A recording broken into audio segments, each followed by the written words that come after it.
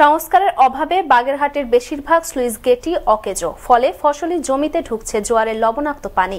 তবে স্লুইস গেটগুলো সংস্কারের আশ্বাস পানি উন্নয়ন বোর্ডের নির্বাহী প্রকৌশলীর। বাগেরহাট থেকে শেখ শিহাবুদ্দিন রুবেলের পাঠানো তথ্য ও ছবিতে আরো জানাচ্ছেন মোস্তফা কামাল তোহা। দীর্ঘদিন ধরে সংস্কারের অভাবে বাগেরহাটের বেশিরভাগ স্লুইস গেট অকেজো হওয়ার পথে। এর ফলে ফসলি জমিতে ঢুকছে জোয়ারের লবণ পানি। পাশাপাশি বর্ষাকালে গেটগুলোতে বাধা পায় পানি, এতে সৃষ্টি হয় বন্যা।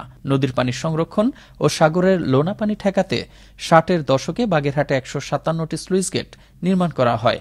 এরপর আর সংস্কার না করায় এখন এগুলোর বেহাল দশা। দ্রুতই স্লুইস গেটের সংস্কারের দাবি স্থানীয়দের। নোনা পানি ঢুকতেছে, নোনা পানি ঢুকার কারণে ঘেরে মাছ মারা যাচ্ছে, প্লাস আপনার ধানের জমিতেও লবণ পানি ঢোকার কারণে ফসল নষ্ট হয়ে যাচ্ছে। জোর দাবি জানাচ্ছি সুইচ গেটগুলো দ্রুত সংস্কার করা হোক। পরিকল্পিতভাবে গেটগুলো পরিচালনা করা গেলে কৃষি উৎপাদন বাড়বে, বললেন বাগেরহাট কৃষি সম্প্রসারণ অধিদপ্তরের এক কর্মকর্তা। এই স্লুইস গেটগুলো সেগুলো পানি উন্নয়ন বোর্ড এবং বিএডিসি তাদেরকে আমরা জানিয়েছি যাতে যথাসময়ে এগুলো মেরামত করা হয়।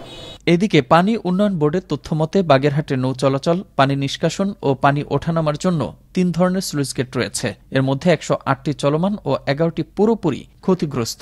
অকেজো গেটগুলো দ্রুত সংস্কারের আশ্বাস পানি উন্নয়ন বোর্ডের এক কর্মকর্তার। আমরা পর্যায়ক্রমে এটা মেরামতের উদ্যোগ নিয়েছি। ইতিমধ্যে আমরা 5 থেকে 7টা জরুরিভাবে মেরামত করে দিয়েছি। জেলার বেশিরভাগ স্লুইস গেট অকেজো। গেটের দরজাগুলোতে মরিচা পড়েছে, ভেঙে গেছে অনেক জায়গায়। ফলে একদিকে সাগরের লবণ পানি ফসলি জমিতে ঢুকছে, অন্যদিকে বর্ষাকালে পানি বাধা পেয়ে সৃষ্টি হচ্ছে বন্যা। এতে সবচেয়ে বেশি ক্ষতিগ্রস্ত হচ্ছে কৃষি ব্যবস্থা, আর এ থেকে পরিত্রাণ চান ভুক্তভোগীরা।